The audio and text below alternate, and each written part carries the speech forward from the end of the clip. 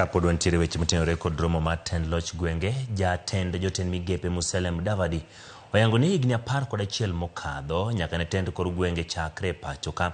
Chenro maromo 688 ma nengo giromo shillings bilion 24 ochung' e kaontis maromo 34 e pacho ka. Oyango mag romo mar loch gwenge madhi nyime kaunti ma Bay, kama bende okwayo kaontis mondo oket chenro makare mar rito alwora. Lidio Keyo miwaler. Neno odiechieng' mar ariyo mar romo mar loch gwenge kata devolution conference. Nyasi ma kawuono ne odhi mbele ka irango yore ma loch gwenge nyalo kelo godo ber ne oganda. Prime Cabinet Secretary. E twak mare nyasi no, jotend migepe Musalia Mudavadi oyango ni nyaka ne loch gwenge chakre omenda maromo siling 3.6 oseketi e lwet counties. Kata kamano, moko kuom counties pok otiyo makare gi omenda go. In the past 11 years, we are now in the 12th,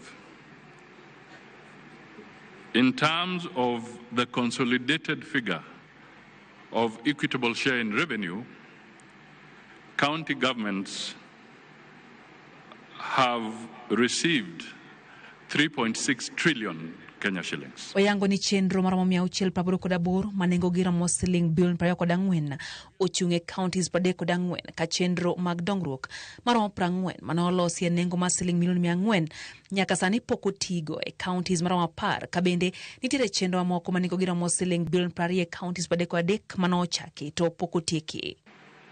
We also have a record that there are about 688 delayed projects across 34 counties,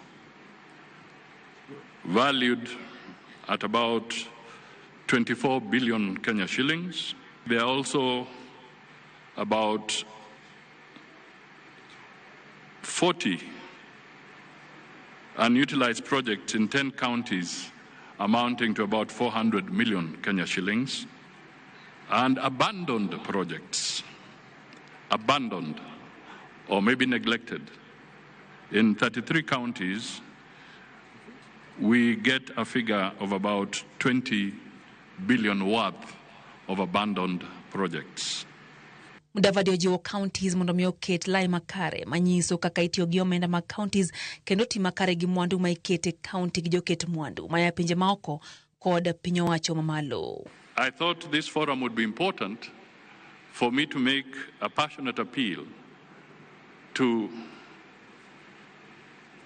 Kenyans in all our 47 counties and leaders in all our 47 counties that competition for foreign direct investment is absolutely essential for growth, for employment, for revenue. And if we do not respect the rule of law in those counties, we cause a lot of damage and the consequences can be very grave. Okwayo mondo ket makare chenro mar choko taka kendo ti kod gi maloso mwandu ka bende ojiwo counties orangie malong'o weche mag rito alwora kodwaro mondo mi ket mich ne county mabiro keto alwora mare makare mogik. Maybe we should start looking for the green county of the year, the one that really steps out and is able to demonstrate that they are managing this particular challenge and in the process benefit from an elevated allocation during the revenue sharing mechanism. Mudavadi opweyo gai mar ODM Raila Odinga kuom bedo ng'ala manyime mar neno ni tend kor gwenge obede pacho kae ka ojiwo counties mondo mi one ni gitiyo ne jopiny. Lydia Okeo, Ramogi TV, Nairobi.